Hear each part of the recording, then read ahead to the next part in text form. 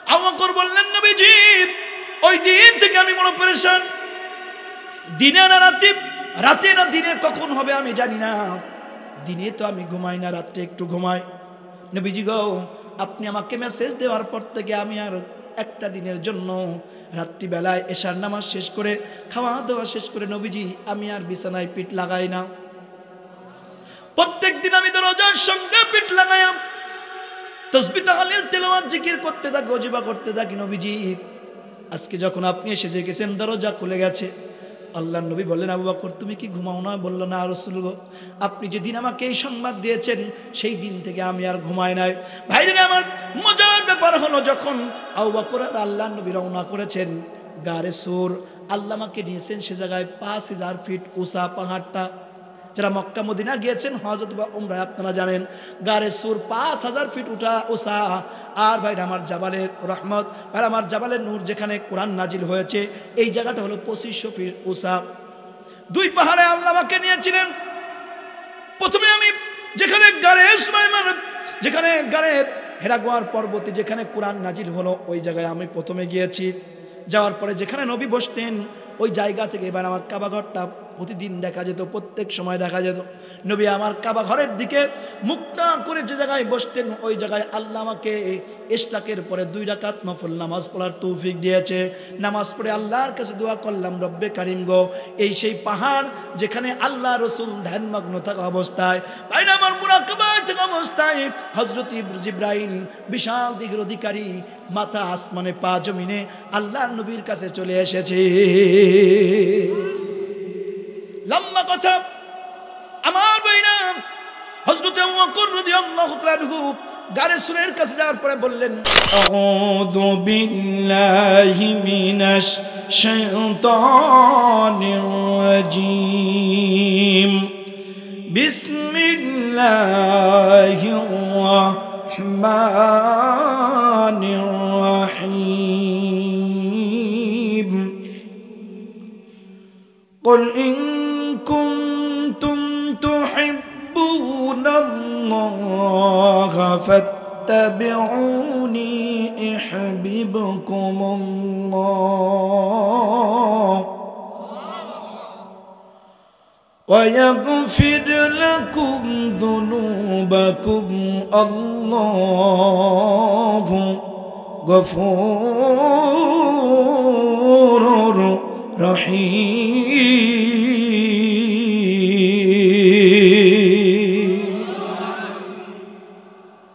আমরা তেলাওয়াত করেছি কোরআন শরীফের 3 নম্বর সূরা আলে ইমরান 31 নম্বর আয়াত। কয় নম্বর আয়াত বলেন? 31 নম্বর আয়াত। وقال رسول الله صلى الله عليه وسلم لا يؤمن أحدكم حتى أكون أحب إليه من والده وولده والناس أجمعين أو كما قال عليه الصلاة والسلام। চিল্লা বলেন আল্লাহু আকবার। আমার ভাইরা, আল্লাহ বলছেন, ও নবী ও মুহাম্মদ সাল্লাল্লাহু আলাইহি সাল্লাম কে আল্লাহ ডেকে বলছেন, কুল, আপনি বলুন। কে বলছেন? কাকে বলছেন? আল্লাহর নবীকে। সুবহানাল্লাহ বলবেন না? আল্লাহ তার নবীকে বলছেন, নবী আপনি বলুন, কুল ইন কুনতুম তুহিব্বুনাল্লাহ। আমরা তো বলি আমি 5 ওয়াক্ত নামাজও পড়ি, হজও করেছি, 2-4 টাকা দান সদগাও করি, মাঝে মধ্যে মাহফিলেও যাই, বিভিন্ন জায়গায় যাই, আমি মুসলমান। কথা বলেন ঠিক কিনা? আল্লাহ বলছেন তোমরা যদি আমি আল্লাহকে পেতে চাও, কুল, আল্লাহ বলছেন নবী আপনি বলে দিন, ইন কুনতুম তুহিব্বুনাল্লাহ, আমি আল্লাহকে যদি পেতে চাও, তোমরা খুঁজতে চাও, তালাশ করতে চাও, ফাত্তাবিউনি ইহবিবকুমুল্লাহ। সুবহানাল্লাহ কবেন না? তাহলে কি করবা? তোমরা রাসূলের ইত্তেবা, অনুসরণ, অনুকরণ করো। সম্মানিত হাজিরিন, এই পৃথিবীর ভিতরে সবচেয়ে মহামানব মানুষ, সবচেয়ে সফল রাষ্ট্রনায়ক মুহাম্মদুর রাসূলুল্লাহ। আমরা Karl Marx, Lenin, Mao Tsetung, এমনকি বর্তমানে যে সংবিধান চলছে, democracy is the government of the people, by the people, for the people, Abraham লিঙ্কনের। কথা বলেন ঠিক কিনা? কিন্তু এই পৃথিবীর মধ্যে সবচেয়ে সফল রাষ্ট্রনায়ক ছিলেন মুহাম্মদ রাসূলুল্লাহ এই বাংলাদেশে আমরা অনেক সুন্নাত পালন করেছি। টুপি মাথায় দেওয়া কি, দাড়ি লম্বা রাখা কি, মুস্কাটিয়া ছোট রাখা কি, মিষ্টি খাওয়া কি, কদু খাওয়া, থাল চেটে খাওয়া, সুন্নত, সব সুন্নত। আলহামদুলিল্লাহ বলেন। কেন আলহামদুলিল্লাহ বলবেন? মান আহাব্বা সুন্নতি ফাকাদ আহাব্বানি ওয়া মান আহাব্বানি কানা মাই ফিল জান্নাহ আও কামা ক্বালা আলাইহিস সালাতু ওয়াস সালাম। চিল্লা বলেন আল্লাহু আকবার। যে ব্যক্তি শেষ জামানায় রাসূলের একটি সুন্নাতকে জিন্দা করবে, রাসূল বলছেন কানা মাই ফিল জান্নাহ, সে আমার সাথে জান্নাতি হবে। সুবহানাল্লাহ। আগামীকাল বলেন, জোরে বলেন সুবহানাল্লাহ। খুব ভালো করে বোঝেন। তাহলে অবশ্যই করে লাউ খাওয়া সুন্নাত, থালচিটে খাওয়া সুন্নাত, মিষ্টি খাওয়া সুন্নাত, ভাই আমার মধু কালো জিয়া খাওয়া, এগুলো সুন্নাত আমরা জানি। ভাই আমার মাথায় টুপি দেওয়া, জুব্বা গায়ে দেওয়া বা পাঞ্জাবি গায়ে দেওয়া, সুন্নতি পোশাক পরা, মুস্কাটিয়া ছোট রাখা, দাড়ি লম্বা রাখা, সব সুন্নাত। আলহামদুলিল্লাহ, কোনো সমস্যা নাই। কিন্তু আল্লাহ রসুলের জীবনের সবচেয়ে গুরুত্বপূর্ণ একটি সুন্নাত ছিল, কে বলতে পারবেন কি সেটা? কোরআন না, কোরআন দিয়ে রসুল 10 বছর রাষ্ট্র চালিয়েছিলেন। কয় বছর? 10 বছর আল্লাহ নবী এই কোরআন দিয়ে রাষ্ট্র চালিয়েছিলেন। খুব ভালো করে বোঝেন। 10 বছর রাসূলুল্লাহ সাল্লাল্লাহু আলাইহি ওয়াসাল্লাম কোরআন দিয়ে রাষ্ট্র চালিয়েছেন। পৃথিবীর ভিতরে সবচেয়ে গুরুত্বপূর্ণ সুন্নাত হলো, নবীর জীবনের গুরুত্বপূর্ণ সুন্নাত হলো 10 বছর রাসূল যে কোরআন দিয়ে রাষ্ট্র চালিয়েছেন, এই সুন্নাতকে জিন্দা করা আমাদের জন্য ফরজ। কথা বলছেন না কেন? এদেশে সব সুন্নাত জিন্দা হয়েছে, একটা সুন্নাত আজ পর্যন্ত 1 সেকেন্ডের জন্য জিন্দা হয় নাই। ঠিক না বলেন? এজন্য আল্লাহ বলছেন যে তোমরা ফাত্তাবিউনি ইহবিবুকুমুল্লাহ, অবশ্যই আমার রাসূলের ইত্তেবা অনুসরণ করো।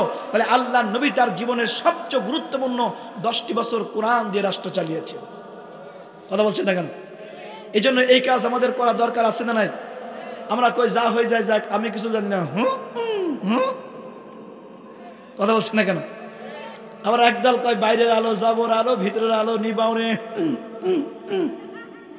আছে না নাই? আছে না নাই? আমার ভাই আমি বলি, ওরে ও দয়াল বাবা, ওরে ও ভণ্ড বাবা, রোজ হাসরে বাঁচাবে তোর কোন বাবা? কথা বলেন। ওরা নামাজ রোজার ধার ধারে, নামাজের গাঁজা খায়, আছে না নাই? সুন্নত নফল মানে না ওরা, সুন্নত নফল মানে না ওরা, শিকল পরা সারা গায়, আবার বস্তা পরা সারা গায়, আছে না নাই? আমি কই ওরে ও খেসুড়ি বাবা, ওরে ও ভেড়া বাবা, রোজ হাসরে বাঁচাবে তোর কোন বাবা? কথা বলেন ঠিকই না? কথা বলেন ঠিকই না? এক বাবায় ভেড়া পুষত, বাবা মারা গেছে, কোনো ভেড়া কবর দি বলছে এটি ভেড়া বাবার মাজার। কথা বলছেন? আছে না? আছে না? আপনারা বুঝবেন না। আমি উত্তরবঙ্গে যাই, ভাই আমার দিনাজপুর জেলার পার্বতীপুর থানার ভিতরে একটা জায়গা আছে যেখানে হিন্দু এবং মুসলমানের জন্য ভাগাভাগি হয়েছে মাজার। 3 দিন হিন্দুদের আর 3 দিন মুসলমানদের। নগদ ওয়াজ, আমি সশক্তি সেখানে গিয়েছি। 3 দিন হিন্দুদের জন্য ছেড়ে দিতে হয় আর 3 দিন মুসলমানদের জন্য। একই বাবা। সেখানে মানুষ যায়, মান্নত করে, পিকনিক করে, খাওয়া দাওয়া করে। আমরা হক্কানি আলেম উলামা এবং মুফতি মুহাদ্দিস আল্লাহওয়ালাদের বিরুদ্ধে না, কথা বলেন ঠিক কিনা? কিন্তু মাজারের নামে যেখানে ভণ্ডামি হয়, এটা আমরা মানব না। কথা বলেন ঠিক না বেটি ভাইরা? খুব ভালো করে বোঝেন। সম্মানিত উপস্থিতি, সম্মানিত হাজরিন, আজকে দেখা যায় এক ব্যক্তি এক বদনা নিয়ে বাথরুমে যাইতেন, বদনাটা রেখে চলে গেছেন। কোথায় চলে গেছেন? কোনো হদিস নাই। ন্যাংটা বাবা। কি বাবা? যে বদনা নিয়ে পায়খানা করতেন, পায় বদনাটা রেখে গেছে। এখন মুরিদরা সেই বদনা কবর দিয়ে কয় এটা হলো ন্যাংটা বাবার বদনা মাজার। আছে না নাই? আছে না নাই? বিভিন্ন জায়গায় আছে। এখানে এই ন্যাংটা বাবার ভাই আমার আরেকটা বিষয় ইসলাম বুঝতে হবে। কি বুঝতে হবে? Islam is the complete code of life. কেউ রাগ করবেন না, কষ্ট নেন না। কথাগুলো কেন বলছি? মনের ক্ষোভে, কষ্টে, কারণ সারা বাংলাদেশে বিভিন্ন জায়গায় সফর করি। ভাইরা আমার কেন বলছি? যেখানে ন্যাংটা বাবাকে দেখার জন্য বা ন্যাংটা বাবা 3 বছর পরে উনি গোসল করবেন, ওনার গোসল করা পানি নেওয়ার জন্য অনেক মুসলমান মা বোন এবং পুরুষেরা বদনা, ঘটি, বাটি, বোতল হাতে করে দাঁড়ায় আছে যে 3 বছর পরে বাবা গোসল করবেন। এই বাবা আর গোসল করা পানি নিয়ে খাইলে সব রোগ সেরে যাবে, নিঃসন্তানের সন্তান হবে। আছে না নাই? কথা বল ভাইরা আমার হাসতেছেন। মাঝে মধ্যে আমরা অনেকে হুজুগে বাঙালি হয়ে যায়। কথা বলেন ঠিক কিনা? অনেক আগে বাঁশের কুঞ্চি কাটলেই পানি পড়ে, বোতল ধরে বসেছিলাম আমরাই। কথা বলেন না কেন? কথা বলেন না কেন? আমাদের পাশের জেলা ঝিনাইদহতে ভাই আমার টিউবওয়েলের ভিতরে চিনি রেখে রেখে টিউবওয়েল চাপে মিষ্টি বেড়ায়। এখন বলে এইটা হলো মিষ্টি বাবার টিউবওয়েল। কথা বলছেন না কেন? সমান তাজনের জন্য উদারতা হবান। হ্যাঁ, আমাদের মতো মানুষেরা অনেক সময় বলে, কিন্তু আমরা শিক্ষার জন্য বলছি। কেন? আমি আপনাদেরকে বুঝাচ্ছি।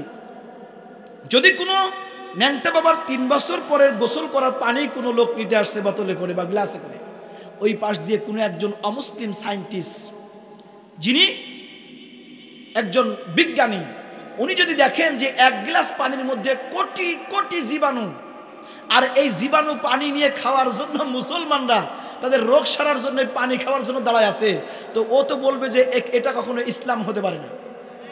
ও যদি ইসলামের পথে আসতো, যদি রিসার্চ করতো কোরআন সুন্নাহ, এই পানি খাওয়া দেখে জীবনও বলবে যে এটা কি ইসলাম? এটা কি ইসলাম? ইসলাম কি ন্যাংটা বাবা, দয়াল বাবা, হাবাজাবার ভিতরে? না, Islam is the complete code of life. ইসলাম শব্দটি এসেছে আসলিম থেকে, যার অর্থ হলো আত্মসমর্পণ করা, নিজেকে ঝুঁকাই দেওয়া। ভাই আমার, একেবারে সম্মানিত উপস্থিতি, সম্মানিত হাজরিন, নিজেকে সম্পূর্ণ কমপ্লিট সারেন্ডার করানো। যদি আমরা এই কাজটা করতে পারি, আল্লাহি আল্লাহি, তাহলে সে বুঝবে না যে 1 গ্লাস পানির ভিতরে কোটি কোটি জীবাণু, এইটা খাইলে আমার রোগ সারবে না, রোগ আরো বাড়বে। বলেন ঠিক না? Holy Quran is the best book of the world. যত কিতাব বলেন, এই যে কেন বলছি আমি, মূল পয়েন্ট আছে কিন্তু, কেন আমরা রসুলকে অনুসরণ করব? এজন্য করব, মাইকেল এইস হার্ট একটি বই লিখেছেন, বিহাইন্ড ইট। বাংলা হলো 100 মনীষীর জীবনী। পড়ছেন না অনেকেই? কার কার বাড়িতে আছে একটু হাত তুলবেন। 100 মনীষীর জীবনী কার বাড়িতে আছে? হাইরে কপাল পোড়া জাতি আমরা। সমান তাজনীন, বিহাইন্ড ইট লিখেছেন মাইকেল এইস হার্ট। ভালো করে বোঝেন কেন আমরা নেতার অনুসরণ করব। মাইকেল এইস হার্ট গোটা বিশ্বের ভিতর থেকে বড় বড় লেখকদেরকে ডাকলেন, ডাকার পরে বললেন, আপনারা আসেন, আমি একটি বই লিখব, যে বইটির নাম দেবো বিহাইন্ড ইট। 100 জন মনীষীকে নেব এবং তার ভিতরে কার নামটা প্রথমে দেব আপনারা একটু রিসার্চ করবেন। আমি তো রিসার্চ করেছি, রিসার্চ করে করে আমি একজন মানুষের নাম পেয়েছি, এটা আপনাদের সামনে বলবো না। এবার আপনারা রিসার্চ করে যদি এই লোকটার সাথে মেলে, তাহলে সবাই মিলে এই লোকটার নামই আমার বইয়ের প্রথমে দিয়ে দেব।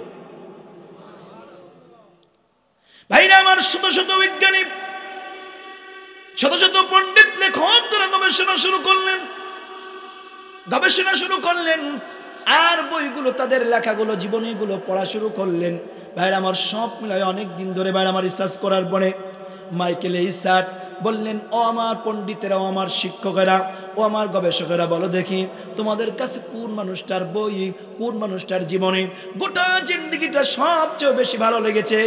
সব মানুষগুলো খোঁজা শুরু করলেন, সবাই এক বাক্যে বললেন, আমরা রিসার্চ করে করে দেখলাম, কোন নেতার যদি সকালবেলার জীবন ভালো হয়, সন্ধ্যাবেলার জীবন তিনি, ভাইরা আমার, এত খারাপ করেছেন যার জীবনীটা সামনে আনার মতো না।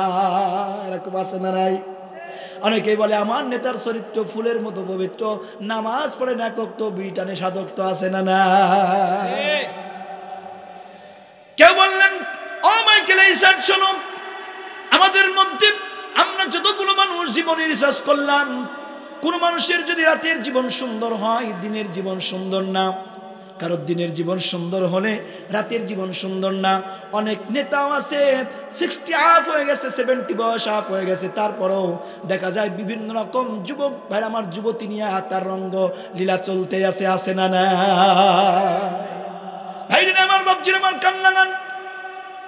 সর্বশেষ সমস্ত পণ্ডিতগুলো বললেন, আমরা একজন মানুষের জীবনী পেলাম, তিনি আর কেউ না, যার জীবনটার সকালবেলা যেমন, বিকাল বেলাও তেমন, সন্ধ্যাবেলা যেমন, রাত 10টার সময়ও তেমন, আবার গহীন রজনীতে যেমন, আবার তাহাজ্জুদের সময়ও যেমন, গোটা জিন্দগিটা দিনেও যেমন, রাতেও যেমন। একজন মানুষ আমরা পেয়েছি, তিনি আর কেউ না, তিনি হলেন মুহাম্মাদুর রাসূলুল্লাহ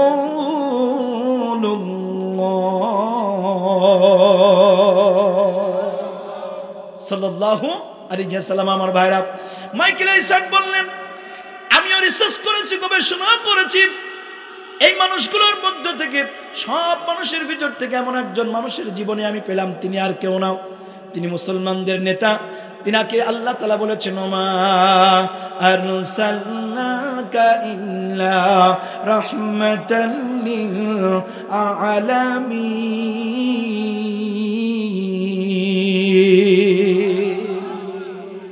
শুধু এটাই না, আল্লাহ রাব্বুল আলামিন এই নবীর সম্পর্কে বলছেন, ওয়া ইন্নাকা লাআলা খুলুকিন আযীম। জোরে বলেন সুবহানাল্লাহ। এক নম্বরে আল্লাহ বলছেন আমি আল্লাহ রাব্বুল আলামিন এই বিশ্বের জন্য, সারা পৃথিবীর মানুষের জন্য, পশু পাখি কীট পতঙ্গ তরুলতা গাছপালা সব কিছুর জন্য আমি আল্লাহ মুহাম্মদুর রাসূলুল্লাহ সাল্লাল্লাহু আলাইহি সাল্লামকে রহমত স্বরূপ প্রেরণ করেছি। যাকে গাছে ভাই আমার মাথা নোয়া সালাম করেছে, সুবহানাল্লাহ বলবেন না? যখন তার বয়স 12 বছর, কিতাব প্রমাণ দেয় ভাই আমার, তিনি তার চাচা আবু তালিবের সঙ্গে সফরে যাচ্ছেন, ব্যবসার কাজে যাচ্ছেন। আপনারা জানেন বুহারী নামক যে পাদ্রী ছিলেন, উনি অনেক দূর থেকে দেখছেন যে দুই পাশের গাছগুলো যখন এই কাফেলা যাচ্ছে, কাফেলা যাওয়া আসার আগেই গাছগুলো নোয়া যাচ্ছে। কাফেলা চলে যাচ্ছে, গাছ সোজা হয়ে যায়। বুহাইরা বললেন এই কাফেলাকে দাওয়াত দাও। বুহাইরা এই পাদ্রীর দাওয়াত নিয়ে কাফেলার সব মানুষগুলো বুহাইরার বাড়িতে গেলেন আপ্যায়নের জন্য, কিন্তু সবাইকে নিয়েছেন, চাচা আবু তালিব সবাইকে নিয়েছেন, কিন্তু ছোট্ট বালক 12 বছরের বালক মুহাম্মদ রাসূলুল্লাহ সাল্লাল্লাহু আলাইহি সাল্লামকে বাইরে আমার নিয়ে যায় নাই, তেরাকে এই গাট্টি বসকে পাহারা দেওয়ার জন্য রেখে গেছে। বুহাইরা সব কিছু দেখলেন, খুঁজে খুঁজে দেখলেন, দেখার পরে বলে কাফেলার লোকেরা বলো তো দেখি তোমাদের সাথে আর কেউ বাকি আছে কিনা। এবার লোক বুহাইরার কথা শুনে ওই কাফেলার মধ্য থেকে নেতা বললেন হ্যাঁ, একজন বালককে আমরা রেখে এসেছি। বুহাইরা মনে মনে বললেন যার জন্য দাওয়াত পেয়েছিস তারে রেখে এসেছিস, যার জন্য দাওয়াত পাইলা তারে রেখে আসছো, খুব দ্রুত লোকটা নিয়ে আসছো, সুবহানাল্লাহ কবেন না? বুহাইরা এবার ছোট্ট বালকের দিকে তাকালেন, দেখলেন তার, তিনি বললেন তার চাচা আবু তালিবকে বললেন ও বালকের চাচা শোনো, আমি এই ছোট্ট বালকের গর্দানের পাশে নবুয়তের সিলমোহর দেখতে পেয়েছি। আরো জোরে বলেন সুবহানাল্লাহ। কবুতরের ডিমের মতো অথবা পাল পাখির ডিমের মতো ঠিক ঘানের গোষ্ঠের একটু পাশে শাহরানগের এই আশেপাশে আমি তাকে দেখতে পেয়েছি। ইনি আর কেউ না, ইনি হলেন শেষ জামানার নবী হবে। খবরদার এরে তোমরা ভাই আমার এদিকে আবিসিনিয়ার দিকে নিয়ে যাও না, ওখানে ইহুদিরা দেখলে তাকে ক্ষতি করতে পারে, তাকে মেরে ফেলতে পারে অথবা ক্ষতি করে দিতে পারে। ভাইরা আমার রসুলের চাচা ওখান থেকে তাকে ফিরায় দিলেন। জোরে বলেন আল্লাহু আকবার। ভাইরা আমার নেতাকারে কয়, মানুষ কারে কয়বার খেয়াল করুন ভাইজান বাপজানে আমার। মাইকেল এইসান বললেন আমি এই লোকটার জীবন এটা রিসার্চ করতে করতে আমার মনে হয় যেন আমি কালিমা পড়ে মুসলমান হয়ে যায়। লোকগুলো বলল কেন আপনি হন না? এবার ভাইরা আমার বাপজিরা আমার, মাইকেল এইসার সেদিন খুব করে বলেছিলেন রসুলের সঙ্গে, রসুলের সময় যে সাহাবীরা এবং তাবেঈনরা ছিল আর এখন যে মুসলমান দেখি আর ওই সময় যে মুসলমান ছিল আমি আর মিল পাই না। মাইকেল এইসার বললেন আমি সব কিছু রিসার্চ করে দেখলাম, যেখানে আল্লাহ বলছেন ওয়া ইন্নাকা লাআলা খুলুকিন আযীম, হে রাসূল indeed you are of a great moral character wa innaka la ala khuluqin azim। জোরে বলেন আল্লাহু আকবার। এই পৃথিবীর ভিতরে সবচেয়ে উত্তম চরিত্রের অধিকারী বানায় দিয়েছেন আল্লাহ রাসূলকে। জোরে বলেন সুবহানাল্লাহ। রাসূল বলছেন খায়রুকুম খিয়ারুকুম লি আহলিকুম আনা খায়রুন লি আহলি। জোরে বলেন আল্লাহু আকবার। হাদিসে এসেছে খায়রুকুম খিয়ারুকুম লি আহলিকুম আনা খায়রুন লি আহলি, যে এই পৃথিবীর ভিতরে যে তার সংসারের পরিবারের কাছে উত্তম, স্ত্রীর কাছে উত্তম, সন্তানদের কাছে উত্তম, সেই সবচেয়ে শ্রেষ্ঠ ব্যক্তি। সুবহানাল্লাহ বলেন, সেই উত্তম ব্যক্তি। একবার বলেন সুবহানাল্লাহ। আনা খায়রুন লি আহলি, রাসূল বলছেন গোটা বিশ্বের যত সংসার পৃথিবীতে হয়েছে সব সংসারের ভিতরে আনা খায়রুন লি আহলি, আমি শ্রেষ্ঠ গার্জিয়ান হিসাবে আর আমার আল্লাহ আমাকে পাঠিয়েছে। সুবহানাল্লাহ। আরেকবার বলেন সুবহানাল্লাহ। মাইকেল এইসান বললেন আমি রিসার্চ করে দেখলাম এই মানুষটার জীবনেতে কোনো ভুল নাই। ফাত্তাবিউনি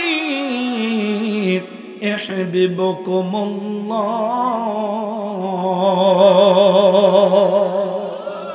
আল্লাহকে যদি পেতে হয় আর আল্লাহর সান্নিধ্য যদি লাভ করতে হয় ভাই আমার অনুসরণ করতে হবে মুহাম্মদুর রাসূলুল্লাহ সাল্লাল্লাহু আলাইহি সাল্লাম। আল্লাহ পাক রব্বুল আলামিনের কথা বলে দিলেন মাইকেল এইসার তার নামটা সর্বপ্রথমে আমার ভাইজান বাপজানেরা তার কিতাবের 100 মানুষের জীবনের ভিতরে উঠায় দিয়েছেন।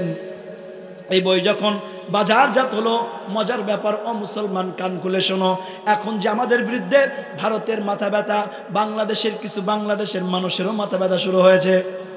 কথা বলেন ঠিক কিনা? এখন ভাইরা আমার ফেলানি নিয়ে কোনো কথা নাই, ফেলানি কাঁটাতারের বেলায় ঝুলেছে কোনো কথা নাই, তখন তোমার দেশপ্রেম নাই। যখন জাতীয় সঙ্গীত সম্পর্কে কথা বলা যায় তখন কোনো সমস্যা নাই, তখন সে দেশের প্রতি তার মহব্বত নাই, তখন তারা বলতে চায় এটা হলো সাম্প্রদায়িক উস্কানিমূলক কথা। ভাইরা আমার, বাপজিরা আমার, যখন ভারত আমাদের, ভাইরা আমার, বাপজিরা আমার, প্রত্যন্ত চট্টগ্রাম অঞ্চলগুলো দখল করতে চায় তখন তিনি চুপ। জানতে হবে যারা জাতীয় সঙ্গীতের কথা বললে মাথায় যন্ত্রণা হয়, ভাইরা আমার, যারা উল্টাপাল্টা কথা বলে আর যখন ফেলানি নিয়ে কথা বলা হলে তাদের মুখ চুপ হয়ে যায়, জানতে হবে ওরা হলো রসুল বিরোধী এক নম্বরের লোক। কথা বলেন ঠিক না বেঠি? কথা বলেন ঠিক কিনা? এই জন্য মনে মনে শেখ ফরিদ বগলিট হলে হবে না। তুমি মুসলমান, তুমি হিন্দু, বৌদ্ধ, খ্রিস্টান, যে দেশের মানুষ হও, যদি বাংলাদেশের ভূখণ্ডে তোমার ধর্ম যাই হোক, তুমি যদি বাংলাদেশের ৪৭,০০০ বর্গমাইলের ভূখণ্ডে থাকো, এই দেশের প্রতি তোমার মহব্বত থাকা লাগবে। কথা বলেন। এদেশের একদল লোক আছে ২৫ দিন থাকে বাংলাদেশে, ৫ দিন থাকে দাদাবাবুদের দেশে। এই ৫ দিনের ভিতরে ওনার মনে হয় যে বাংলাদেশ ওনার ভালো লাগে না। তোমার মতো লোক বাংলাদেশ পছন্দ করে না, তুমি চটিপাটি বাইন্দিনি চলে যাও। কথা বলেন। আর যদি না যাও, তোমাদেরকে যাওয়ানোর জন্য আমাদের কায়দা জানা আছে। কথা বলেন ঠিক কিনা? আমরা কিছু বলি না। মনে করছো আমাদের ভাই সাইফুলকে মেরে ফেলেছ, আমরা চুপ করেছি না, এটা আমাদের ধৈর্য, কারণ আমাদের হৃদয় প্রশস্ত। কথা বলেন ঠিক কিনা?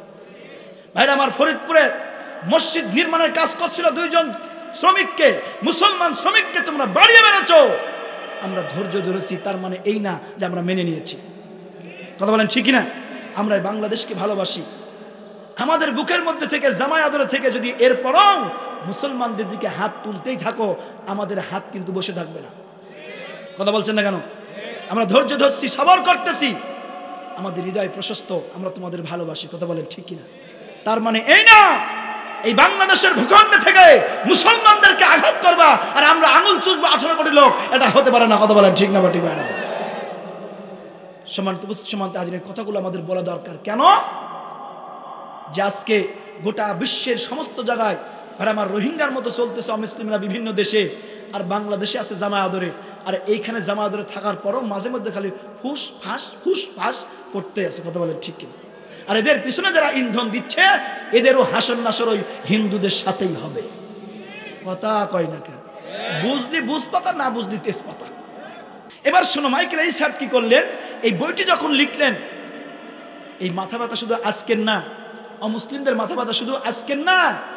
যখন এই মাইকেল এইসার্ট বই লিখলেন, বই যখন বাজারজাত হলো, সবার প্রথমে যখন নবী মুহাম্মদ রাসূলুল্লাহ সাল্লাল্লাহু আলাইহি সাল্লামের জীবনীটা দেওয়া হলো, তখন একদল খ্রিস্টান অমুসলিম তারা ঐক্য পরিষদ করলো। কি করলো? ঐক্য পরিষদ তৈরি করে বলল যে আমাদের লেখক, মাইকেল এইসার্ট তো খ্রিস্টান, বলল আমাদের লেখক, আমাদের পণ্ডিত মুসলমানদের নাম তার বইয়ের প্রথমে দিয়েছে, এই বই যদি দাম হয় 100, তাহলে দাম দিবা 500, সব বই কিনে ফেলো। দেখবেন ভারতে একটা সাংবাদিক আছে, মনে হয় ও মলম বিক্রি করে। কথা বলছেন না কেন? মলম বিক্রেতা, মানে তিরবির করে বেড়ায়, মনে হয় যেন উনি বাসের ভিতরে মলম বেচতে। আমাদের দেশে অনেক সময় দেখবেন বিভিন্ন বাজারে দাঁড়ায় মলম বেচে। ভাই আপনি এমক তমক বলে এই মলম বিক্রেতার মতো লোক মানে আমার কিছু আছে না সমাজে? আছে না নাই? এই মলম বিক্রেতাও গোপনে কিছু মাল পেয়েছে, মাল। কথা বলেন ঠিক না বেঠিক? কথা বলছেন না কেন? সমান জানেন কেন বলছি? মিলান কুলিন কুনতুম তুহিব্বুনাল্লাহ ফাত্তাবিউনি ইউহিব্বুকুমুল্লাহ। রাসূলকে কেন ভালোবাসবেন? কিসের জন্য বাসবেন? মাইকেল এইসার্ট তিনি নিজে বলছেন যে আমার বইগুলো যখন বাজারজাত হলো, সমস্ত মুসলিমেরা আমার বইগুলো দাম 100 হলে 500 টাকা দিয়ে বইগুলো সব খরিদ করেছে, করে সব বই এক জায়গায় করেছে, বাইজাপ্ত করে বিশাল বড় গোডাউনে ঢুকাই দিয়া আগুন ধরায় পোড়াই দিয়েছে। নাউজুবিল্লাহ, বাড়ি যায় বলে সব বই পোড়াই দিয়েছে। মাইকেল এইসার্ট তিনি নিজে বলছেন যে আমার যে লিখিত কপিটি ছিল, সেই কপিটাও তারা চুরি করে আমার আলমারি ভেঙে তারা নিয়ে গেছে, পাণ্ডুলিপিটাও নিয়ে গেছে। মজার ব্যাপার হলো আল্লাহ বলছেন ইউরিদুনা লিতুফিউ নূরাল্লাহি বিআফওয়াহিহিম আল্লাহু মুতিম্মু নূরিহি ওয়ালাউ কারিহাল কাফিরুন।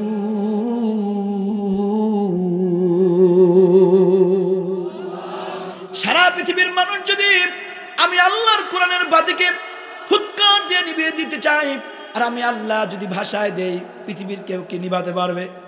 ভাইরা আমার বলেন তো, এই যে লাইট জ্বলছে এখন যদি আমাদের প্রিয় ভাই যান এই জায়গায় ফু দিয়ে লাইট নিভাতে যায়, হাজার রাত চেষ্টা করে কি লাইট নিভবে?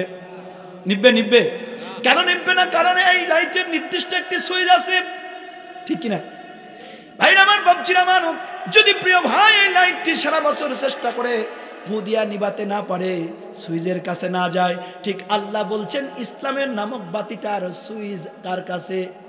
যদি বলেন কার কাছে? ভাইরা আমার, ইসলামের বাতিটার সুইচ হলো আল্লাহর কাছে।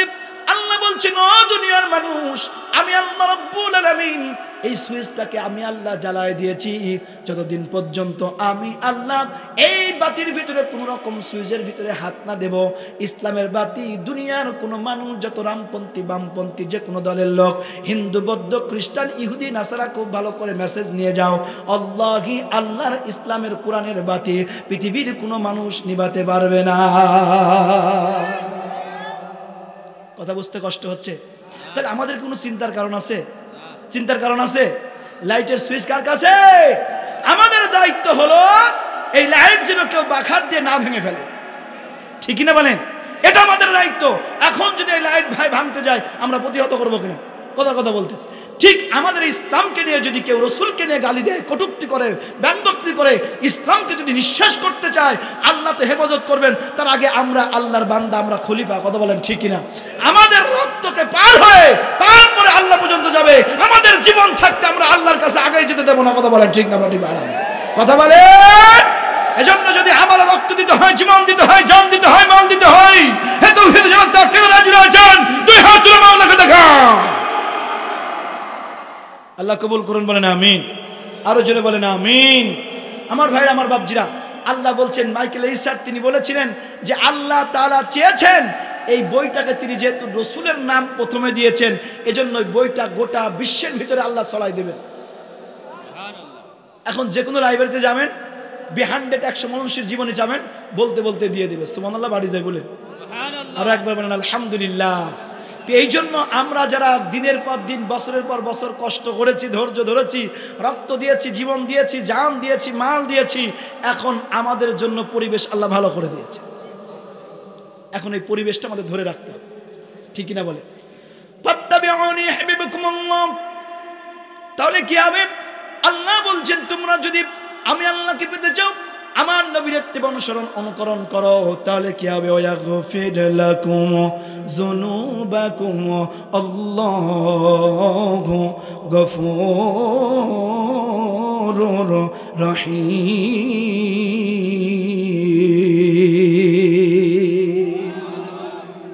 তোমাদের জীবনের গুনাহ আমি আল্লাহ মাফ করে দেব। শুধু গুনাহ মাফ করেই দেব না, ওয়াইবাদদিলুল্লাহু সাইয়্যাতিহিম হাসানা, তোমাদের গুনাহগুলোকে আমি আল্লাহ সওয়াব দ্বারা পরিপূর্ণ করে দেব।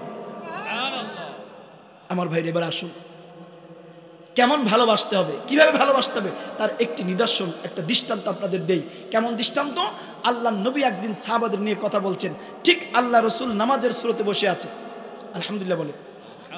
রসুলের সামনে হযরতে আবু বকর, প্রথম খলিফা, যিনি রসুলের মতো করে নামাজের সুরতে বসে আছেন, সুবহানাল্লাহ।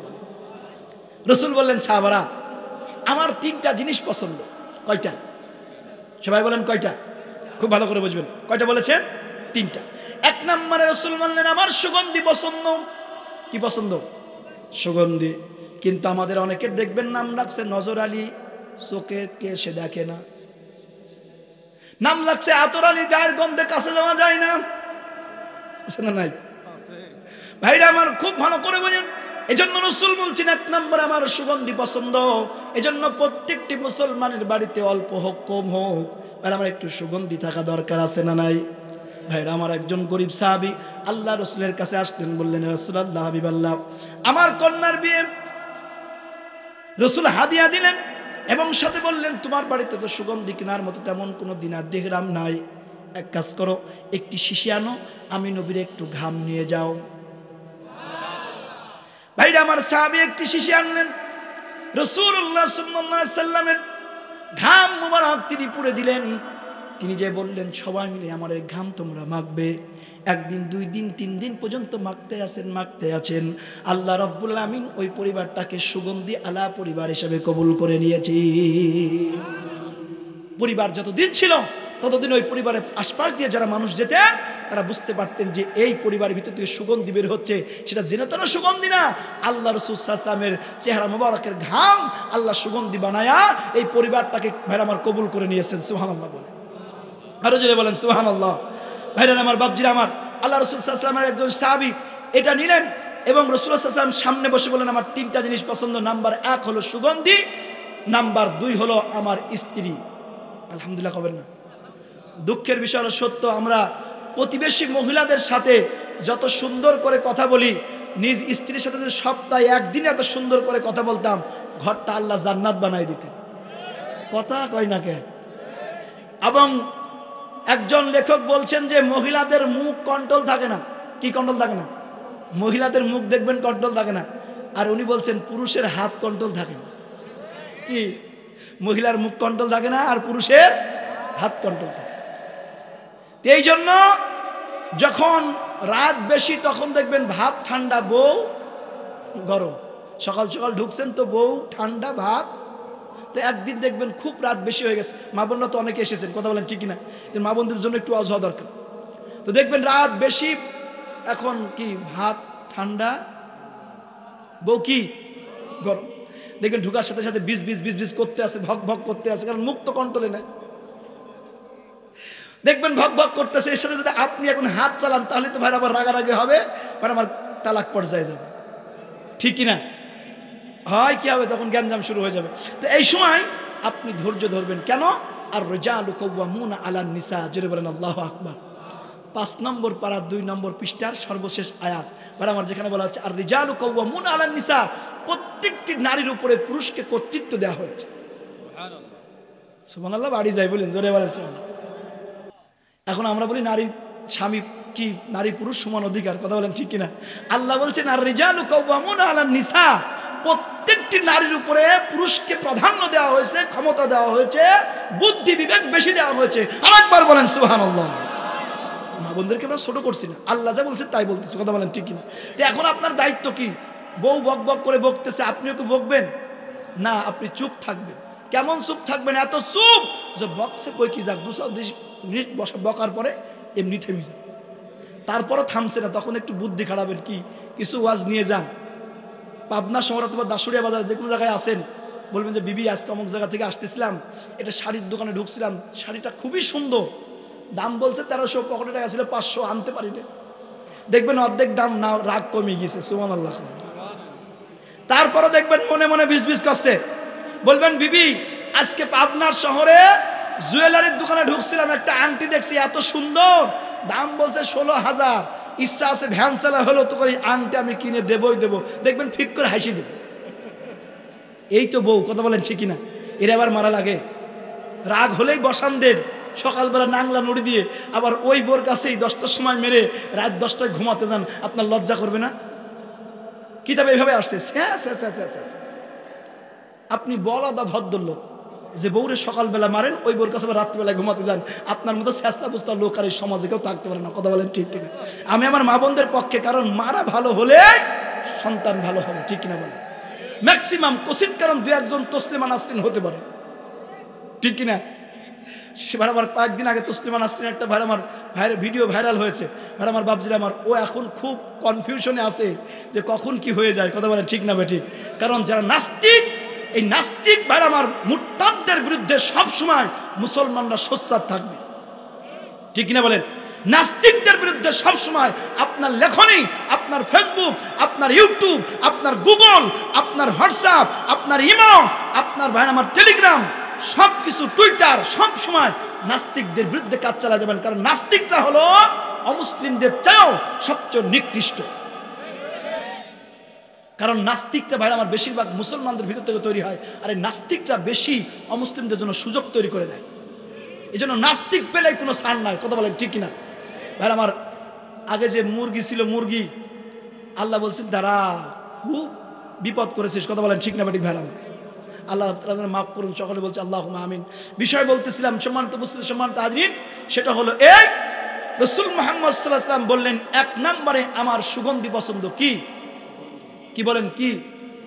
তার আগে একটা কথা বলে আসি, যেহেতু মা বোনদের পক্ষে বললাম, আমি মা বোনদের পক্ষে আলহামদুলিল্লাহ কোনো সমস্যা নাই, আমি সব জায়গায় মা বোনদের পক্ষেই কথা বলি, আমি কখনো মা বোনদের বিপক্ষে কথা বলি না।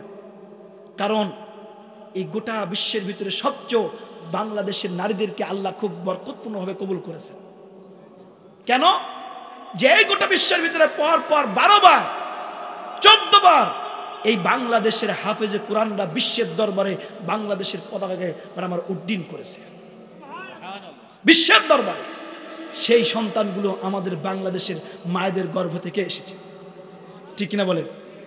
একটা 6 মারলে 5 লাখ, আর আমার সেঞ্চুরি করলেই 3 তলা বাড়ি 4 তলা বাড়ি। কিন্তু আমার দেশের হাফেজেরা আজ পর্যন্ত ভাই আমার বাংলাদেশ একবারও তো বিশ্বকাপ পাই নাই। ম্যাক্সিমাম বার আমার প্রথম রাউন্ড থেকে খালি বাড়ি, কথা কয় না কে? ছক্কা মারলি দেয় গাড়ি, কথা কয় না কে? ভাই সম্মানিত উপস্থিতির মধ্যে আমি ক্রিকেটের বিরুদ্ধে কথা বলছি না, আমরা অবশ্যই দেশকে ভালোবাসি। তার মানে এই না যে কোটি কোটি টাকা তোমরা নষ্ট করবে আর আমাদের দেশের ছোট্ট ছোট্ট হাফেজে কোরআনরা হিফজুল কোরআন প্রতিযোগিতায় বিশ্বের দরবারে ফার্স্ট হবে আর এদেরকে একটু সম্বর্ধনা দেওয়া হবে না, হাদিয়া দেওয়া হবে না, এটা বাংলাদেশের মুসলমানরা মানতে চায় না, কথা বলেন ঠিক না বাটি? এজন্য সংসদ ভবন থেকে পাশ হতে হবে, এদেশের হেফজখানাগুলোকে আরো সক্রিয় করতে হবে। কারণ হলো কি, এদেশের হাফেজে কোরআনরা বিশ্বের দরবারে বারবার বাংলাদেশের মুখকে উজ্জ্বল করেছে, কথা বলেন ঠিক কিনা? এটা আমাদের প্রাণের দাবি, জানার দাবি, হাফেজে কোরআনদের পাশে দাঁড়াতে হবে। আর আমার এদেশের সরকারকে, কথা বলেন ঠিক না বাটি? আল্লাহ আমাদের সুমতি দান করুন, বলছি আমিন। আরো জোরে বলেন আমিন। দেখবেন কিছু মা বোন আছে সারাদিন কাজ করে আসছেন, বাড়িতে ঢুকছেন, গেট খুলি মনে হবে যে হুনু বিড়ালের মতো মুখ কম, কথা বলছি না কেন? মনে হবে এক খাইটি মেরে মারি ফেলি, কথা বলেন। সারাদিন ভ্যান ছাড়া রিক্সা চালায় কাজ করে আসছেন, বাড়ি আসি মনে হবে যে ও মা ও বোন একটা টিপস শিখিয়ে দিয়ে যায়। স্বামী যখন গরম তখন স্ত্রী হবে নরম, স্ত্রী যখন গরম তখন স্বামী হবে নরম। স্বামী আসছে অনেক কষ্ট করে, তোমার দায়িত্ব তখন যতই রাগ থাক যাই থাক ঝগড়াঝাটি যাই হোক, স্বামী বাইরে থেকে আসলেই তুমি হাসি মুখে গেট খুলে আলিঙ্গন করো, তাকে রিসিভ করো। ওই লোকটি মনে করবো জীবনে কোনোদিন কাজই করে নাই, কথা বলেন ঠিক কিনা? অনেক তরুণরা যারা বিয়ে করে তারা বলছে ঠিক, তার মনে চাচ্ছেন তাড়াতাড়ি বাপ মা বিয়ে দিক, হবে ইনশাল্লাহ। আমি বিয়ের পক্ষে, আমিও বিয়ের পক্ষে, কারণ বিয়ে সহজ করো, অবৈধ প্রেম হারাম করো। আর এখন আমাদের গার্জেনরা অবৈধ প্রেমই হালাল করে দিছে আর বিয়ে কঠিন করেছে, কথা কয় না কে ভাই? কথা কয় না? নগদ কথা। আজকে আমাদের দেশে একটি যুবককে যদি মুখ ফুটি বাপ মাকে বলি ফেলে যে আব্বা আমি বিয়ে করবো, হাই তুই কি করে খাওয়াবি বলে, কথা কয় না? বিপদে পড়িস। কোন গার্জেন যদি, কোন সন্তান যদি গার্জেনকে বিয়ের কথা বলে, ওই সন্তানের বিয়ে দেওয়া ফরজ। তা না হলে ওই সন্তান যদি কোনো পার্কে গিয়া, কোনো জায়গায় গিয়া অটো করিমন নসিমন পটাম জরিমন পার্কে গাছতলায় আমতলায় কোনো আকাম কোকাম করে, সব দায়ভার বাপ মার, কথা বলছেন না কেন? এজন্য আমি বলবো বিয়েকে সহজ করুন। এজন্য আমার কাছে যদি কোনো বিয়ের এরকম কেস আসে, আমি আগে বিয়ে পড়াই দিই, কারণ বিয়ে হলেই গুনাহ কম হবে। চোখের গুনাহ, অন্তরের গুনাহ, হাতের গুনাহ, সব গুনাহ কমে যাবে, জোরে বলেন সুবহানাল্লাহ। আর আমাদের দেশে এখন বিয়ে করতে হলে দেখবেন কোনো চাকরিজীবী ছেলে, ম্যাক্সিমাম চাকরিজীবী ছেলে মানে আমার বেকার মেয়েকে বিয়ে করে। আর কোনো মেয়ে যদি কোনো কারণে একটা চাকরি পায় তো জীবনও বেকার ছেলে বিয়ে করবে না, কথা কয় না কে ভাই? এই জন্য ভাইরা আমার, বাপজিরা আমার, অবশ্যই করে বিয়ের উপযুক্ত হলেই সন্তানকে বিয়ে দেওয়া এটা জরুরত, কথা বলেন ঠিক না ঠিক? আল্লাহ তৌফিক দান করুন, বলছি আমিন। আরো জোরে বলেন আমিন। ভাই আমার রাসূল সাল্লাল্লাহু আলাইহি ওয়াসাল্লাম বসে আছেন, সামনে আবু বকর, বললেন আমার 1 নম্বর পছন্দ সুগন্ধি। 1 নম্বর কি? 2 নম্বরে স্ত্রী, 3 নম্বরে তিনি বললেন নামাজ আমার চোখের শীতলতা। সুবহানাল্লাহ বলবেন না? আরো জোরে বলেন সুবহানাল্লাহ। ভাইরা আমার, আল্লাহর নবী 3টা কথা বললেন। এই 3টা কথা শোনার পরে এবার আবু বকর বললেন, নবীজি গো, আপনার যদি 3টা পছন্দ হয়, আমি আবু বকরেরও 3টা পছন্দ।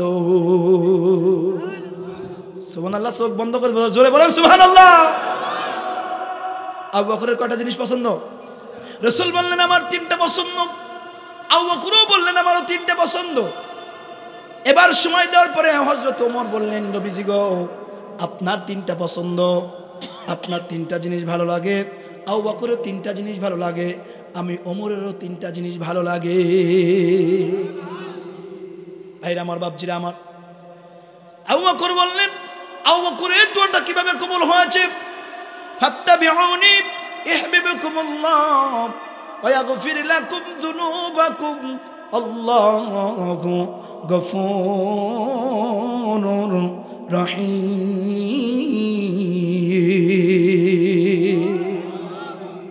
আবু বকর বললেন, আমার যে প্রথম দোয়াটা আল্লাহ কবুল করেছেন। আবু বকর বললেন, তিনটা জিনিস আমার পছন্দ। এক নম্বরে আমার পছন্দ হলো নবীজি, আমার মনে হয় আমি সব সময় আপনার দিকে তাকায় থাকি, জোরে বলেন সুবহানাল্লাহ।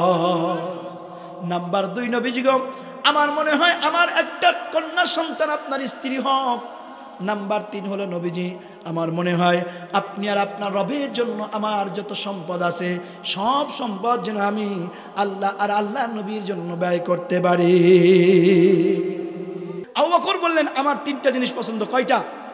নাম্বার 1 হলো, বলল রসুল, আমার মনে হয় আপনার দিকে আমি সবসময় তাকিয়েই থাকি। সুবহানাল্লাহ। নাম্বার 2, আমার মনে হয় যে আমার একটা কন্যা আপনার স্ত্রী হোক। আল্লাহ দোয়া কবুল করে নিয়েছেন। সুবহানাল্লাহ বলবেন না? এমন কন্যা সন্তান স্ত্রী হয়েছে যিনি 2210টি হাদিস বর্ণনা করেছেন। হযরতে আয়েশা রাদিয়াল্লাহু তাআলা আনহা, জোরে বলেন আল্লাহু আকবার।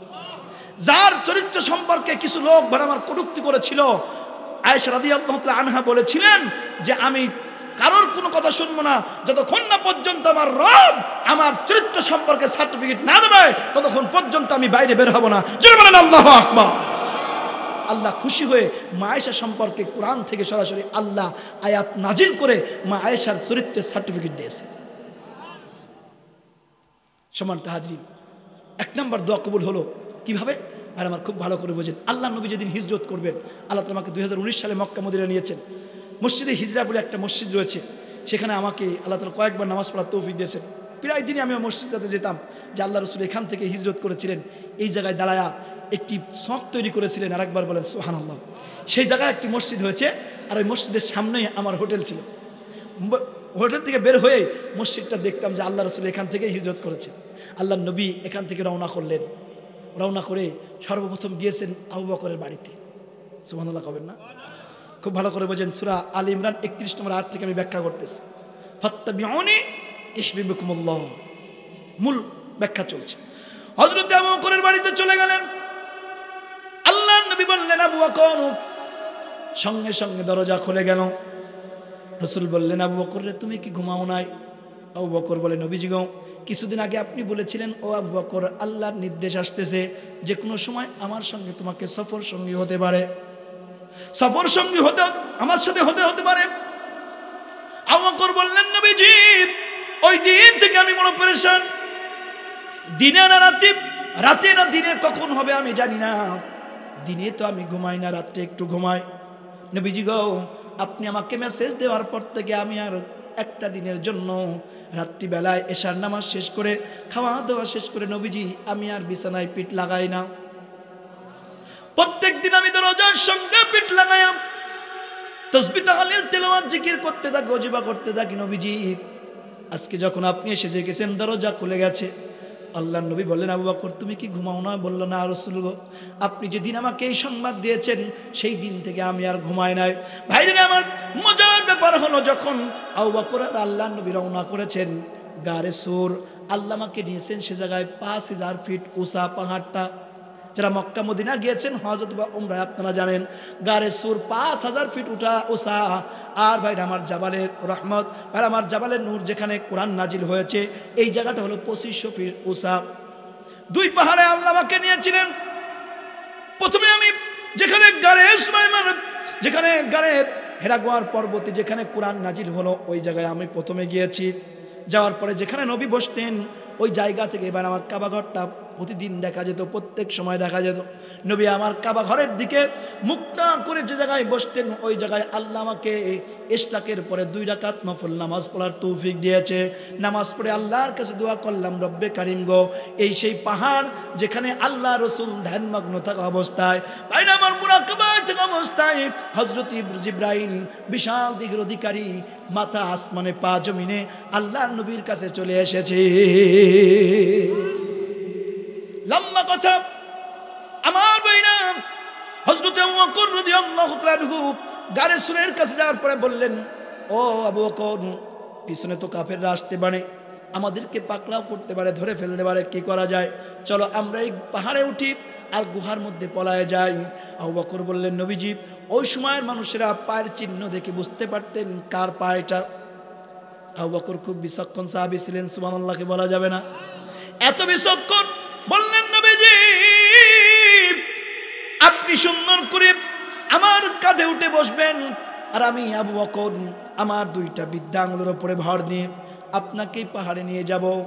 আল্লাহু আকবার বলবেন না? আল্লাহু আকবার। কিতাব প্রমাণ দেয় হযরত আবু বকর রাদিয়াল্লাহু তাআলা আনহু আল্লাহর নবীকে কাঁধে নিয়েছেন। কাঁধে নেওয়ার পরে আল্লাহর নবীকে কাঁধে নিয়ে হযরত আবু বকর 2টা পায়ের বৃদ্ধা আঙুল দিয়ে টিপে টিপে 5000 ফিট উঁচা পাহাড়, এখনো তেমন উন্নত সিঁড়ি নাই, খুব কষ্ট হয়েছে।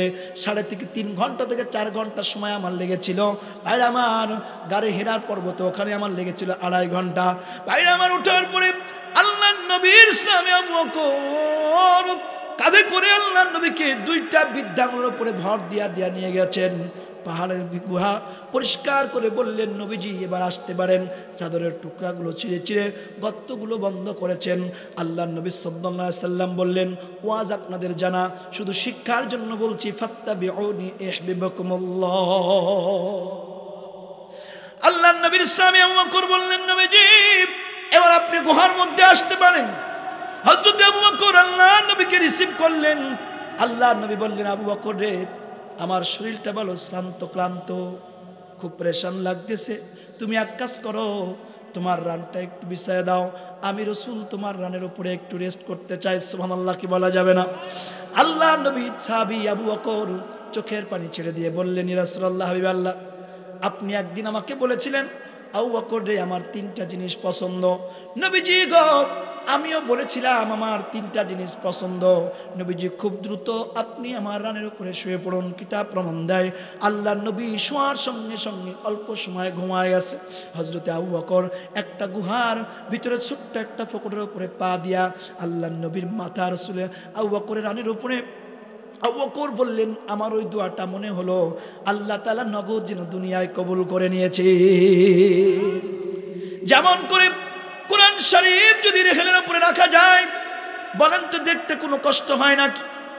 তাই না, আমার রেহেলের উপরে কোরআন।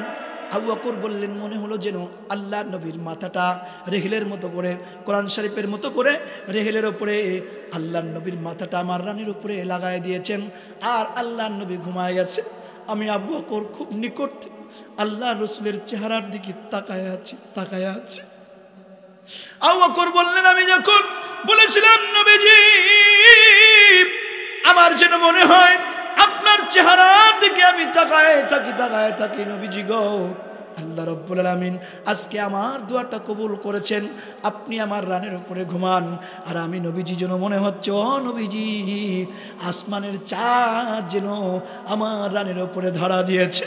আল্লাহ নবীর সাহাবা হযরত আবু বকর রসুলের চেহারার দিকে তাকায়া চোখের পানি ছেড়ে কাঁদতেছেন আর তাকায় আছেন। আরে মানুষ কি এত সুন্দর হয়? মানুষ কি এত ভালো হতে পারে? জোরে বলে সুবহানাল্লাহ। হঠাৎ করে এক ফোঁটা পানি রসুলের শরীর মোবারকে পড়ে গেল। আল্লাহর নবী ধুসমুস করে বললেন, আবু বকর, তোমার কি বাড়ির কথা মনে পড়ে গেল?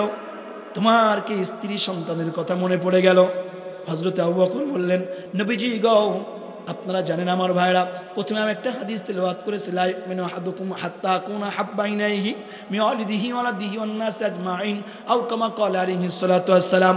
হযরত আবু বকর বললেন, নবীজি আমার বাড়ি, আমার ঘর, আমার সম্পদ, আমার টাকা পয়সা, এজন্য আমার মায়া নাই, বাড়ির জন্য আমার মায়া নাই, কোনো কিছুর জন্য আমার কষ্ট হয় না। নবীজি গো, আমার চোখ থেকে পানি পড়তেছে নবীজি, আপনার খেদমতে আমার জীবন কোরবান। আমার পায়ে সাপে দংশন করেছে, আমার জীবনটা বড় বিতৃষ্ণাময় হয়ে গেছে।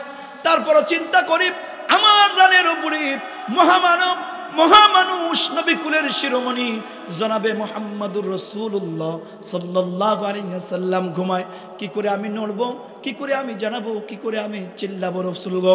আমার যদি কলিজা ফেটে সব রক্ত যদি ক্ষরণ হয়ে যেত, তারপর নবীজি আমি আপনার আমার রানের উপরে আপনার মাথা, আমার জীবনটা চলে গেলেও নবীজি আমি চাবা আপনার ঘুম ভাঙাতাম না। দিনের নবী প্রেমের ছবি আহার আসবে না জগতে, অগ দিনের নবী প্রেমের ছবি আর আসবে না জগতে। নবী 63 সাল জিন্দেগি কাটায় আছে উম্মতি, 63 সাল জিন্দেগি কাটায় আছে উম্মতি, এখনো কান্দে শুয়ে মদিনাতে। দিনের নবী প্রেমের ছবি আর আসবে না জগতে, ওগো দিনের নবী প্রেমের ছবি আর আসবে না জগতে। কথা বলেন ঠিক কিনা? বলতেছিলাম আমার ভাইরা, হযরত আবু বকর বললেন নবীজি কোন মানুষ যদি তার ছেলে মেয়ে স্ত্রী সন্তান বাড়ি গাড়ি টাকা পয়সা অর্থ করেছ আপনি নবীকে বেশি ভালোবাসতে না পারে, লা ইউমিনু, সে এখনো মুমিন হতে পারে নাই। কথা বলেন ঠিক কিনা? আমার ভাইরা আমার বাপজিরা, অপূর্বকে আল্লাহ বলছেন ইন্নাল্লাহা আশতারা মিনাল মুমিনিনা আনফুসাহুম ওয়া আমওয়ালাহুম বিআন্না লাহুমুল জান্নাহ। চিল্লায়া বলেন আল্লাহু আকবার। আল্লাহ বলছেন দুনিয়ার মানুষ, আমি আল্লাহ জান্নাতের বিনিময়ে তোমাদের ছেলে সম্পদ বাড়ি গাড়ি সব আমি আল্লাহ ক্রয় করে নিয়েছি। এজন্য আমার বাড়ি আমার গাড়ি আমার সন্তান আমার টাকা আমার ব্যাংক আমার ব্যালেন্স এই টাকা কথাগুলো বলা মাহরুম করে আল্লাহ আল্লাহ রসুলের জন্য দৌড়ানো দরকার জান্নাতের দিকে। কথা বলেন ঠিক কিনা? কোথায় কোথায় সেই জান্নাত? আল্লাহ বলছেন সারিউ ইলা মাগফিরাতিন মির রাব্বিকুম ওয়া জান্নাতিন আরদুহাস সামাওয়াতু ওয়াল আরদু উইদ্দাতু লিল মুত্তাকিন।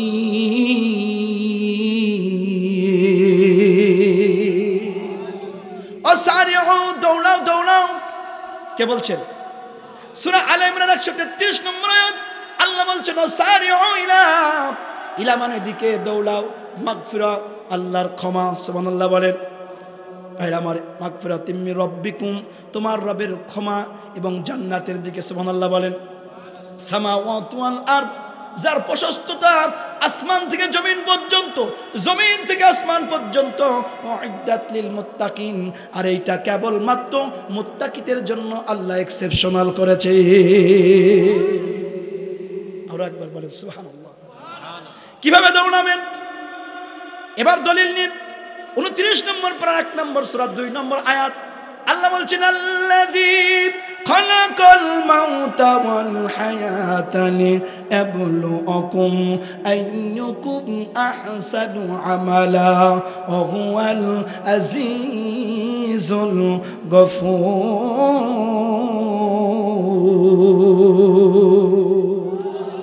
আল্লাহ বলছেন আমি আল্লাহ তোমাদের জীবন দিলাম, মরণ দিলাম, যাতে তোমরা দুনিয়ার ভিতরে প্রতিযোগিতা করতে পারো ভালো কাজের। আইয়ুকুম আহসানু আমালা, কি কাজের? জোরে বলেন। ভালো কাজের। আমার ভাইরা বাপজিরা, ভালো কাজগুলো কি? হযরত আবু বকর বললেন অবশ্যই করে তোমরা দুনিয়ার সবচেয়ে সব কিছুর চেয়েও বেশি ভালোবাসবা আল্লাহর আল্লাহ রসুলকে। ভাইরা আমার জোরে বলেন আল্লাহু আকবার। ভাইজান বাপজিরা আমার, খেয়াল করুন, বলতেছিলাম কেমন করে ভালো কাজ করবেন। কি ভালো কাজ করবেন? ওই কাজগুলো কি? আল্লাহ রাব্বুল আমিন তার কোরআনের ভিতরে নোট করছেন বিসমিল্লাহির রাহমানির রাহিম।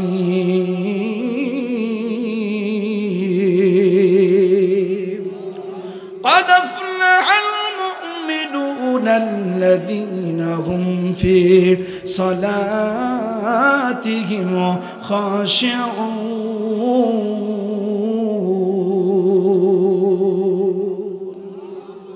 আমার ভাইরা, আমার বাপজিরা, I expect the protection of Allah subhanahu wa ta'ala from the whispering of rejected shaitan. In the name of Allah, the entirely merciful, the especially merciful. আর আমার certainly will the believers have succeeded. জোরে বলেন আল্লাহু আকবার, আরো জোরে বলেন আল্লাহু আকবার। সেই ভালো কাজগুলো কি? সেই ভালো কাজগুলো কি? এবার নোট শুনেন ভাই আমার বাপজিরা, আমার খুব ভালো করে বোঝেন। 18 নম্বর পারা 1 নম্বর পৃষ্ঠার 1 নম্বর রুকুর ভিতরে আল্লাহ তাআলা 1 এবং 2 নম্বর আয়াতে বলছেন মুমিনেরা সফল কাম হয়েছে। certainly will the believers have succeeded. জোরে বলেন সুবহানাল্লাহ, আরো জোরে বলেন সুবহানাল্লাহ। certainly will the believers have succeeded. মুমিনেরা সফল কাম হয়েছে কিভাবে? আল্লাযীনা হুম ফি সলাতিহিম খাশিউন। সুবহানাল্লাহ।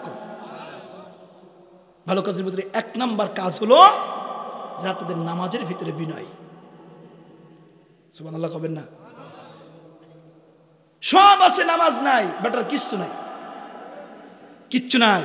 যার নামাজ সুন্দর পৃথিবীতে তার সব সুন্দর, ঠিক কিনা বলে? রসুল বলছেন 3টা পছন্দ, তার ভিতরে আমার গুরুত্বপূর্ণ হলো নামাজ, আমার চোখের শীতলতা। সুবহানাল্লাহ কবেন না? চেহারা সুন্দর চাও, লম্বা সেজদা দাও। ও যুবকরা, তরুণরা, ফেসিয়াল করা লাগবে না, জেন্টস পার্লারে যাওয়া লাগবে না, লম্বা সেজদা দাও, লম্বা সেজদা। লম্বা সেজদা দিলে জান্নাতের দিকে দৌড়াবে। কে বলছেন? ওয়ারিস। উলাইকা হুমুল ওয়ারিসুন আল্লাযীনা ইয়ারিসুনাল ফিরদাউস হুম ফিহা খালিদুন। কে বলছেন? আল্লাহ বলছেন যে তোমরা যদি এই কাজগুলো করতে পারো, আমি আল্লাহ তোমাদের জান্নাতের ওয়ারিস বানাই দেব। সুবহানাল্লাহ কবেন না? তাহলে আমার ভাইরা, ওয়ারিস হতে হলে এই কাজগুলো করা লাগবে। আরেকটু কাজ করবেন, কি সেটা? ভাইরা আমার, বাপজিরা আমার, এই পৃথিবীতে মানুষ সৃষ্টির 2000 বছর আগে আল্লাহ একটা ঘর তৈরি করেছে। কি তৈরি করেছেন? ওটা সোফা সেট রাখার জন্য না, আলমারি, ড্রেসিং টেবিল এগুলো রাখার জন্য না। আল্লাহ বলছেন ইন্না আউওয়ালা বাইতিন ওয়াবুদিয়া লিন-নাসি লাল্লাযী বিবাক্কাতা মুবারাকান ওয়া হুদাল লিল আলামিন।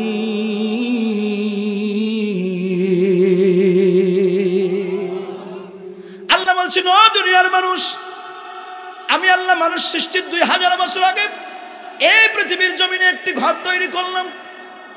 এই ঘরটা পৃথিবীর মিডিল জায়গা, যে জায়গায় সে জায়গায় তৈরি করলাম। ঘরটা সোফা সেট রাখার জন্য না, আলমারি, ড্রেসিং টেবিল রাখানোর জন্য না, ঘুমানোর জন্য না। আমি আল্লাহ ঘরটা কেন তৈরি করলাম?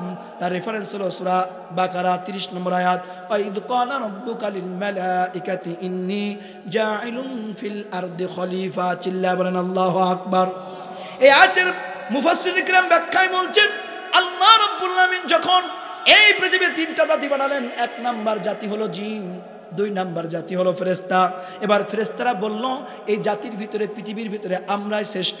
আল্লাহ বললেন, ইন্নী আ'লামু মা লা তা'লামুন। ফেরেশতারা, আমি যা জানি তোমরা তা জানো না। কে বলছেন? আল্লাহ। এবং এই কথা শোনার পরে, এই আয়াত শোনার পরে ফেরেশতারা এবার বাইতুল মামুর, কাবা ঘরের উপরে যে একটা মসজিদ আছে বাইতুল মামুর, এই বাইতুল মামুর তাওয়াফ করা শুরু করলেন। তাফসীর থেকে বলছি ভাই আমার, বাইতুল মামুর ফেরেশতারা তাওয়াফ করছেন। তো আল্লাহ বললেন, তোমরা কেন এটা তাওয়াফ করছো? তখন ফেরেশতারা বললেন যে আল্লাহ, আমাদের ভিতরে একটু অনুশোচনা হয়েছে। আল্লাহ বললেন, তোমাদের তো কোনো অনুশোচনা থাকার কথা না, তোমরা তো ফেরেশতা, তোমাদের কোনো গুনাহ নাই, কোনো কিছু নাই, কিন্তু তোমাদের কাজটা আমার পছন্দ হয়েছে। জোরে বলেন সুবহানাল্লাহ। এজন্য বললেন, ও ফেরেশতারা শোনো, আমি আল্লাহ 3 নম্বরের জাতি বানাবো। কুনতুম খায়রা উম্মাতিন উখরিজাত লিন-নাস। সুবহানাল্লাহ কি বলা যাবে না? সূরা আলে ইমরান 110 নম্বর আয়াতটা নোট করে নিয়ে যান। আল্লাহ বলছেন, কুনতুম খায়রা উম্মাতিন উখরিজাত লিন-নাস, আমি আল্লাহ এই পৃথিবীর ভিতরে সবচেয়ে মানুষকে উত্তম বানায় দিলাম। সুবহানাল্লাহ। তাওয়াফ করতেছেন ফেরেশতারা, মনে আছে আপনাদের? তো তাওয়াফ করা দেখে আল্লাহ বলেন, একটা ঘর আমি দুনিয়ায় তৈরি করব। ফেরেশতারা বলেন, কেন? বললো যে আমি একটা জাতি পাঠাবো, যে জাতিটা হবে পৃথিবীর ভিতরে শ্রেষ্ঠ জাতি। সেই জাতি কারা? আমরা। ওই ক্বালা রাব্বুকা লিল মালাইকাতি ইন্নী জাইলুন ফিল আরদি খলিফা। জোরে বলেন সুবহানাল্লাহ।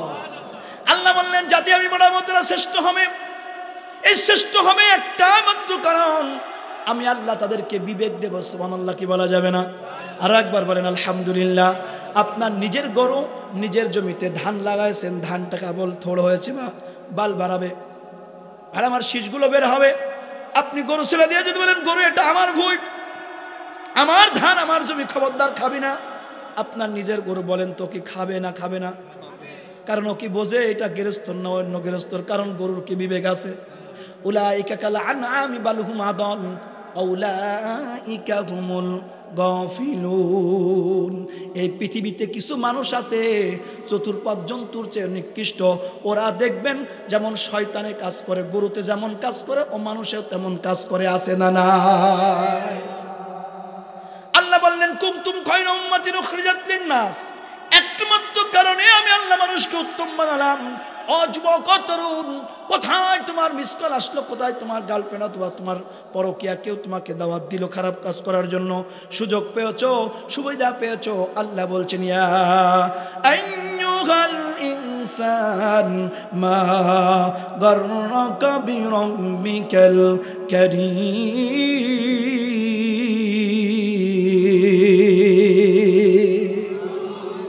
কোন ভালো কাজগুলো করবেন জান্নাত দিকে দৌড়াবেন না? সূরা আলে ইমরান 33 নম্বর আয়াত 133, ওয়াসারিউ ইলা মাগফিরাতিম মির রাব্বিকুম ওয়া জান্নাতিন আরদুহাস সামাওয়াতু ওয়াল আরদ উইদ্দাত লিল মুত্তাকিন। চিল্লা বলেন আল্লাহু আকবার। দৌড়াও দৌড়াও। তুমি যখন খারাপ দিকে দৌড়াও, কোরআন শরীফের 6236 আয়াতের ভিতরে একটা আয়াত দিয়ে আল্লাহ বলছেন ইয়া আইয়ুহাল ইনসান মা গররাকা বিরাব্বিকাল কারীম। এক্সেপশনাল আয়াত 6236 এর ভিতরে এটা এক্সেপশনাল আয়াত। আল্লাহ মায়া সুরে ডেকেছে ইয়া আইয়ুহাল ইনসান, হে মানুষ, মা গররাকা বিরাব্বিকাল কারীম। কোন জিনিস, কোন নারী, কোন টাকা, কোন নেতা, কোন দল তোমাকে আমি আল্লাহ থেকে ফিরাই দিল? কে বলছেন? এজন্য আল্লাহ ডাক দিচ্ছে ভালো দিকে আসো।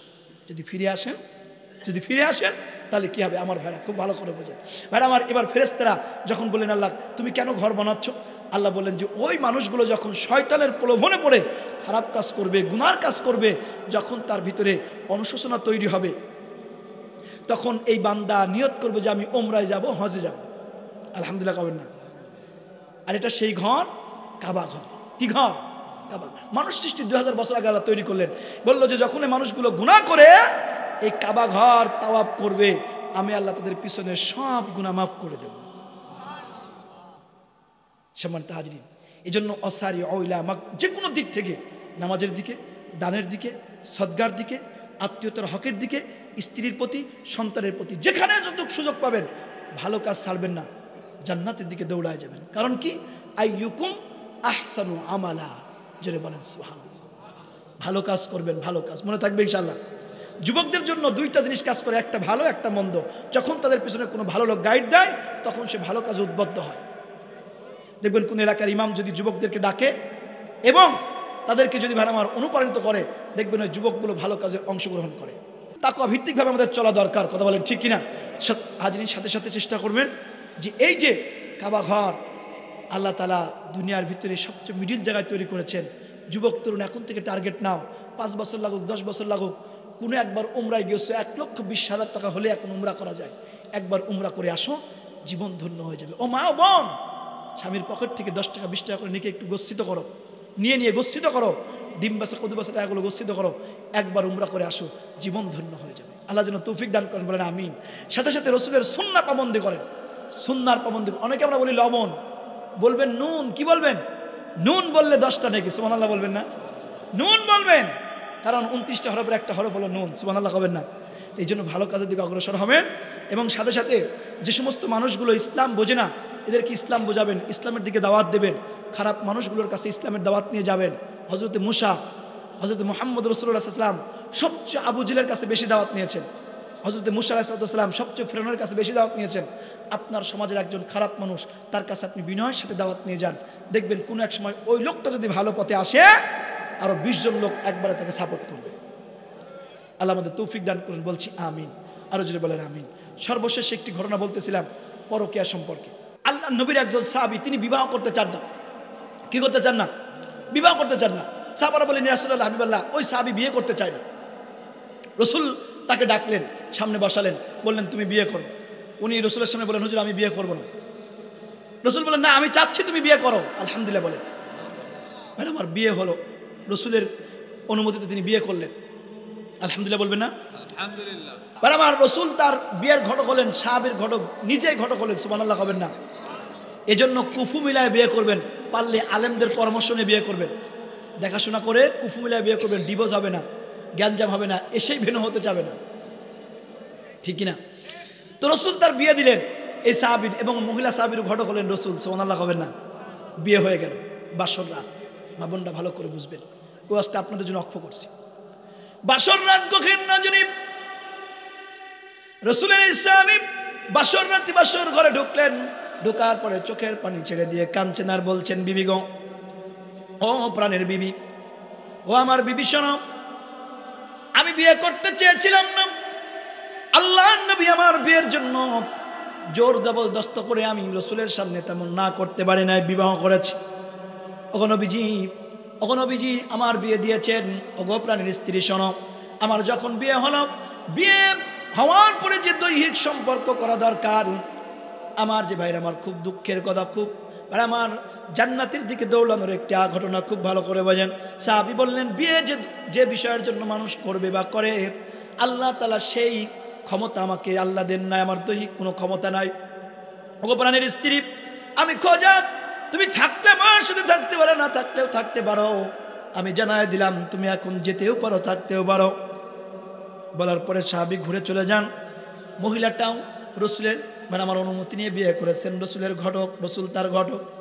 মেয়েটি বললেন, ওগো সাহাবী শোনো, আল্লাহর নবীর সাহাবী, প্রাণের স্বামী, আপনি শুনুন, ঘর থেকে বের হবেন না, আমার কিছু কথা আছে, আপনাকে শুনতে হবে। সাহাবী ঘুরে আসলেন, সামনাসামনি বসলেন। মহিলাটি বললেন, প্রাণের স্বামী গো, এই পৃথিবীর দুনিয়ার, এই পৃথিবী, এই দুনিয়ার, এই মানুষের মধ্য থেকে কোনো সাধারণ মানুষ আমার বিয়ের ঘটক হয় নাই। আমার বিয়ের ঘটক আর আমার বিয়ে এমন একজন মানুষ পড়িয়েছেন, যিনি হলেন মহামানব, মহামানুষ, নবী কুলের শিরোমণি মুহাম্মদুর রাসূলুল্লাহ সাল্লাল্লাহু আলাইহি ওয়াসাল্লাম। মহিলাটি বললেন, প্রাণের স্বামী শুনুন, আমি তো আপনাকে ছেড়ে যাবই না, আমার জীবনের সবটুকু কষ্ট, পরিশ্রম, রক্ত দিয়ে হলো আপনার খেদমত করব। আর একবার বলেন সুবহানাল্লাহ। এবার পুরুষ সাহাবীটি বললেন, ও প্রাণের বিবি গো, আমার তো দৈহিক কোনো ক্ষমতা নাই। স্ত্রী বললেন, এই সংবাদটা পৃথিবীর আর কোনো মানুষ, আমি আপনার আল্লাহ ছাড়া কেউ জানবে না। আর একবার বলেন সুবহানাল্লাহ। ও মা, ও বোন, খেয়াল করুন। মহিলাটি বললেন, ও প্রাণের স্বামী, প্রত্যেক দিন নয়, দু একদিন পর পর আমরা ফরজ গোসল করব। ফরজ গোসল করে আপনি নবীর পিছে নামাজের জন্য যাবেন, আমি আমার কাপড়গুলো বাইরে শুকানোর জন্য দেব। ভাইরা আমার, ফজরের আগে এই মহিলা গোসল করতেন, কিতাব প্রমাণ দেয়। ভাইরা আমার, বাবজি আমার সাহাবীর জীবনী পড়তে গিয়ে দেখলাম, এই মহিলাটা প্রত্যেক দিন না, দু একদিন পর পর বাইরে তার কাপড়গুলো ভাইরা আমার মেলাতে দেয়, শুকাতে দেয়। ওদিক থেকে সাহাবারা নামাজের জন্য যায়। রসুলের কাছে বিচার দিল, নবীজি গো, আমক সাহাবীর স্ত্রী প্রত্যেক দিন ফরজ গোসল করে কাপড়গুলো বাইরে শুকাতে দেয়। আমরা সাহাবীরা দেখে আমাদের মনের ভিতরে বড় খারাপ লাগে। কারণ দেখবেন, যত বড় মুরব্বী হোক আর তরুণ হোক আর যুবক হোক, বাইরে কোনো মহিলার কাপড় দেখলে তার মনের ভিতরে খারাপ হয়। এটা নফস। এটা কি নফস? আল্লাহ দিয়েছেন নফস মানুষের তিন ধরনের, তার ভিতরে একটা নফস হলো নফসে আম্মারা, সবসময় খোঁচাতেই থাকে। দেখবেন মনে হবে মামা তো মামার বাড়িতে, এখন মামা আর মামি বাইরে গেছে, মামার একটা মেয়ে আছে, চল মামা বাড়ি যাই। কথা বলছেন না কেন? নফসে আম্মারা শুধু আমার খোঁচাতেই থাকে। এই সাহাবীরা বললেন, ইয়া রাসূলুল্লাহ, হাবিবাল্লাহ, কাপড়গুলো দেখে আমাদের বড় কষ্ট হয়, নফসের বড় সমস্যা হয়, আপনি বলে দিন ওই সাহাবীর স্ত্রী যেন কাপড়গুলো ভিতরে শুকাতে দেয়। রসুল বললেন, তারপর মহিলা শোনে না, কয়েকদিন পর পর কাপড়গুলো বাইরে নাড়ে দেয়, শুকাতে দেয়। আর আমার এক পর্যায়ে সংসার চলতে লাগলো। অনেক দিন পরে মহিলাটা কোনো কারণে দুনিয়া থেকে বিদায় নিয়েছেন, মারা গেলেন। রসুলের কানে সম্মান আসলো, আল্লাহর নবী মুহাম্মদ রাসূলুল্লাহ সাল্লাল্লাহু আলাইহি ওয়াসাল্লাম বললেন, আমি ওই মহিলার জানাজায় যাব। সুবহানাল্লাহ কবেন না? আল্লাহর নবী রওনা করলেন, জানাজা শুরু হবে। জানাজা শুরু হওয়ার অনেক আগ থেকেই রসুল দুইটা বৃদ্ধা আঙুলের বড় ভর দিয়ে হাঁটা শুরু করছে। সাহাবীরা বললেন, বিষয় কি? আল্লাহর নবী কেন বৃদ্ধা আঙুলের উপরে ভর দিয়ে হাঁটে? আমরা যা দেখি না, আল্লাহর রসুলকে আল্লাহ তা দেখাতেন। সুবহানাল্লাহ কি বলা যাবে না? রসুল আমার দুইটা বৃদ্ধা আঙুলের উপরে ভর দিয়ে হাঁটতেছেন। জানাজার সময় আল্লাহর নবী নবীর সামনে দাঁড়ায় দুইটা আঙুলের উপরে ভর দেয়া জানাজা করলেন। জানাজা হয়ে গেল, লাশ দাফন হলো। রাসূলের সাহাবারা বললেন, ইয়া রাসূলুল্লাহ, হাবিবাল্লাহ, আমাদের একটা জানার বিষয়, সেটা হলো এই, আপনি জানাজায় ঢোকার আগে দুইটা আঙুলের উপরে ভর দিয়ে হাঁটতেছিলেন, জানাজাও দুইটা আঙুলের উপরে ভর দিয়ে করেছেন, বিষয়টা কি আমাদের বলতে হবে? রাসূল বললেন, তার আগে বলার আগে, এই ঘটনা বলার আগে বলো, ওই মহিলার স্বামী আমার সাহাবী কোথায়? লোকটিকে খোঁজ করা হলো, রাসূলের সামনে আনা হলো। বলল, বলো তো দেখি, তোমার স্ত্রীর জীবনে এমন কি গোপন আমল আছে যে গোপন আমলের কারণে আজকে আমার দুইটা বৃদ্ধা আঙুলের উপরে ভর দেয়া জানাজা করা লেগেছে?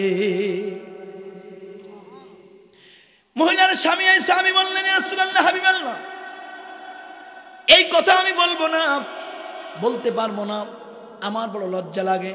রাসূল বললেন, আমি রাসূল তোমাকে নির্ভয় দিচ্ছি, তুমি নির্লজ্জতায় বলো। আমি রাসূল অনুমতি দিলাম। এবার সাহাবী বললেন, ইয়া রাসূলুল্লাহ, হাবিবাল্লাহ, ঘটনাটা বলতে আমার লজ্জা লাগে, তারপর আপনি যে তোমাকে বলেছেন, আপনার কথা তো লাব্বাইকে রাসূলুল্লাহ, অগ্রাহ্য করা যাবে না। নবীজি গো, আপনি আমার বিয়ের ঘটক, যেদিন আপনি আমার বিয়ের জন্য আমাকে জবরদস্ত করেছিলেন, আমি রাজি হয়ে গেলাম, বিয়েও হয়ে গেল। নবীজি গো, লজ্জার কথা বলতে বড় কষ্ট হয় নবীজি। নবীজি, আমার পুরুষত্ব বলে কিছু নাই, কিছু ছিল না, আমি তার সাথে সংসারও করতে পারবো না। বিয়ে হয়ে গেল, বাসর রাতে আমি আমার স্ত্রীকে বললাম, প্রাণের বিবি, আমার তো দৈহিক ক্ষমতা তেমন নাই, তুমি এখন থাকলেও থাকতে পারো, না থাকলেও থাকতে পারো। ও রাসূল, ইয়া হাবিবাল্লাহ, ইয়া হাবিব, ইয়া রাসূলুল্লাহ, আমার স্ত্রী আমার কথা শুনে বলল, প্রাণের স্বামী গো, আমি তো আপনাকে ছেড়ে যাবই না, কারণ এই পৃথিবীর শ্রেষ্ঠ মহামানব আমার বিয়ের ঘটকালি করেছেন। হাসরাতের ময়দানে কোনো দিক থেকে যদি নাজাত না পায়, কুলিং কুনতুম তুহিব্বুনাল্লাহা ফাত্তাবিউনি ইউহিব্বুকুমুল্লাহ ওয়া ইয়াগফির লাকুম যুনুবাকুম আল্লাহু গফুরুর রহিম।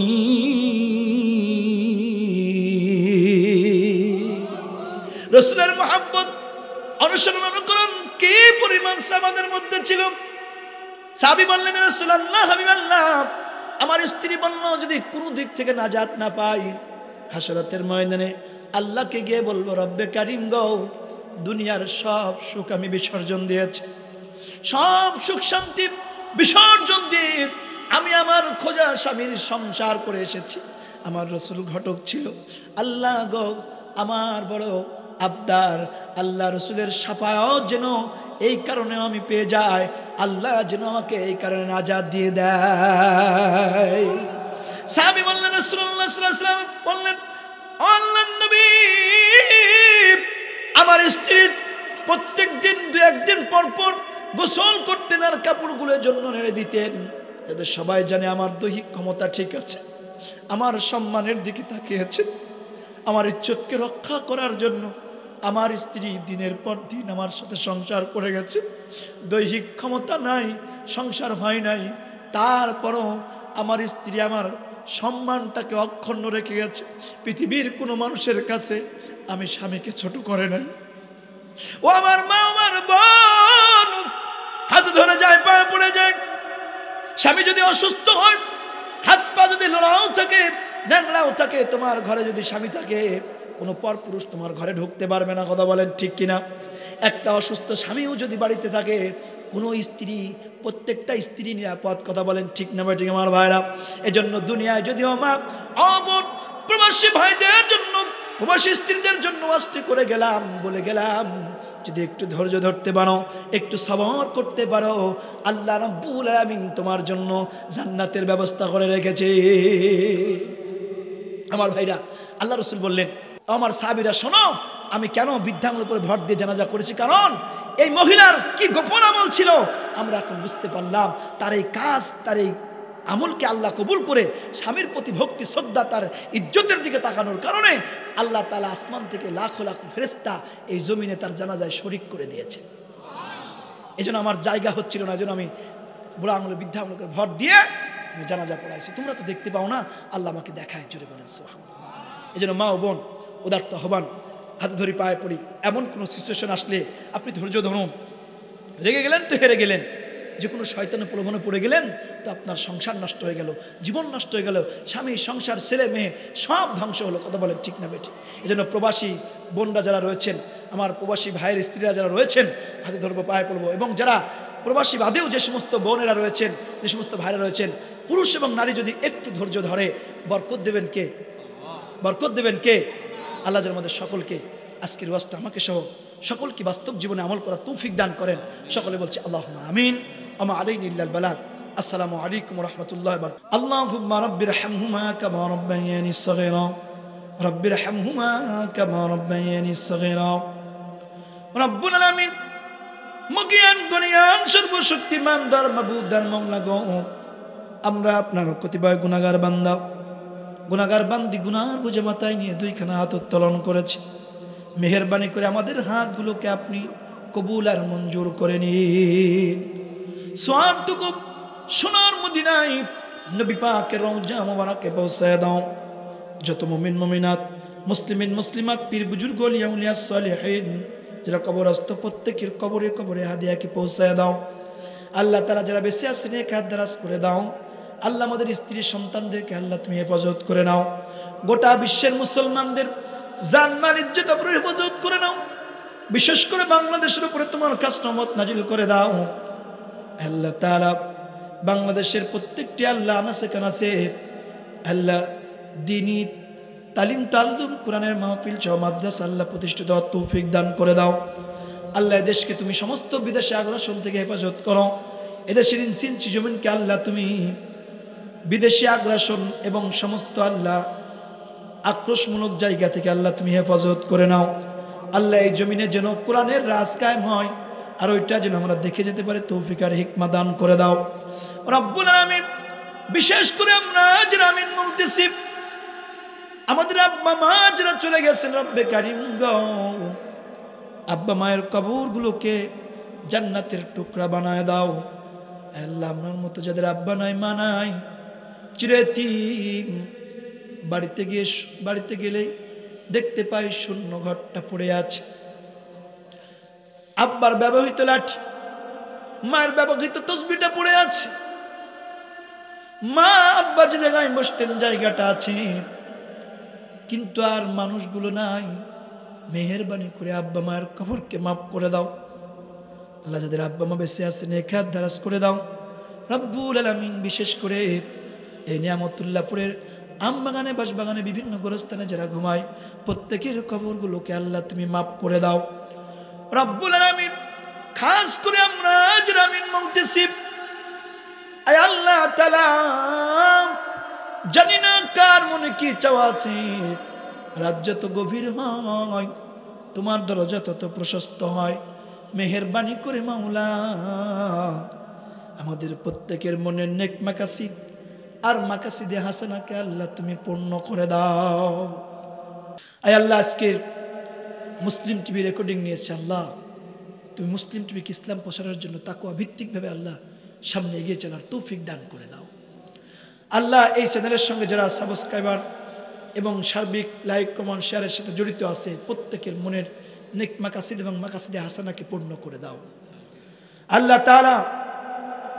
মেহেরবানি করে এই চ্যানেল সহ যতগুলো ইসলামিক চ্যানেল যারা ইসলাম প্রচারের জন্য কাজ করে যাচ্ছেন, আল্লাহ প্রত্যেককে তুমি কবুল আর মঞ্জুর করে নাও আল্লাহ। মিডিয়াগুলোকে বাংলাদেশ সহ গোটা বিশ্বের ইসলাম প্রচারের জন্য তুমি মাধ্যম বানিয়ে দাও আল্লাহ। মাধ্যমে যেন গোটা বিশ্বের প্রত্যেকটি মুমিন মুমিনাতের কাছে ইসলামের দাওয়াত পৌঁছে যায়, তৌফিক আর হিকমা দান করে দাও আল্লাহ তাআলা। দেশের আলেম উলামা, মুফতি, মুহাদ্দিস, শাইখুল হাদিস সহ আল্লাহ যারা চলে গেছেন প্রত্যেকের কবরগুলোকে মাফ করে দাও। যারা বেঁচে আছেন নেক হাত দারাজ করে দাও আল্লাহ। বিশেষ করে কোরআনের পাখি আল্লামা দিলওয়ার হোসেন সাইদি সহ আল্লাহ, শাহ আহমদ শফি, জুনায়েদ বাবনগরী সহ যতগুলো মুফতি, মুহাদ্দিস, শাইখুল হাদিস, আলেম উলামা দুনিয়া থেকে বিদায় নিয়েছে আল্লাহ, প্রত্যেকের কবরকে আল্লাহ তুমি মাফ করে দাও আল্লাহ। শহীদি মৃত্যু তাদের নসিব হওয়ার তৌফিক আর হিকমা দান করে দিও রব্বে কারিম। প্রিয় আমার স্নেহের জয়নাল সহ, ম্যানেজিং কমিটি সহ এই ইউনিয়নের যতগুলো দিনী সাংগঠনিক ভাইরা রয়েছেন, প্রত্যেককে আল্লাহ তুমি মাফ করে দাও, তাদেরকে আল্লাহ হৃদয়গুলোকে প্রশস্ত করে দাও, ইসলামের ঝান্ডাকে আল্লাহ সামনে এগিয়ে নেওয়ার তৌফিক আর হিকমত দান করে দাও। আল্লাহ তাআলা এই পাবনা জেলাতেই যেন কোরআনের রাজ সর্বপ্রথম কায়েম হয়, সেই তৌফিক আর হিকমত আল্লাহ তুমি দান করে দাও। আল্লাহ যারা রান্না করে খাওয়িয়েছেন, আল্লাহ বোনদেরকে সুমাইয়া দারাজ দিল দান করে দাও। যে সমস্ত যুবকগুলো খেদমত করেছেন, আল্লাহ প্রত্যেকটি যুবককে জারিরের মতো আল্লাহ তুমি কবুল আর মঞ্জুর করে নাও। সর্বোপরি মাওলা, আজকের মাহফিলের বিশেষ অতিথি সহ আল্লাহ তাআলা আমার জয়নাল ভাই সহ আজকের সভাপতি, সেক্রেটারি, ক্যাশিয়ার সদস্য সহ প্রত্যেককে আল্লাহ তুমি মাফ করে দাও। সামনে বসা যুবক তরুণগুলোকে আল্লাহ তুমি কবুল আর মঞ্জুর করে নাও। প্রত্যেকটি যুবক তরুণের মনের নেক মাকাসিদকে পূর্ণ করে দাও। সব শেষে আল্লাহ তোমার দরবারে ফরিয়াদ মৃত্যু দাও। দুঃখ নাই লাইলাতুল বারাতে, লাইলাতুল কদরে, মাহে রমজানের জুম্মার দিনে শুভ কোন ইমানের সঙ্গে মৃত্যু দাও। আল্লাহ তাআলা আমার সফর সঙ্গে আমার রুবেলকে আল্লাহ তুমি কবুল করো, হাতকে দক্ষ বানায় দাও। মুসলিম টিভির আমার প্রিয় সুমন ভাইকে আল্লাহ তুমি নেক হায়াত দারাজ করে দাও, তার পরিবারকে আল্লাহ তুমি হেফাজত করো। আল্লাহ দুঃখ নাই মৃত্যু দাও, মৃত্যুর আগে আমাদের সকলের জবানে ইমানের কালেমা জানিয়ে শরীক করে দাও। লা ইলাহা ইল্লাল্লাহু মুহাম্মাদুর রাসূলুল্লাহ। আসসালামু আলাইকুম।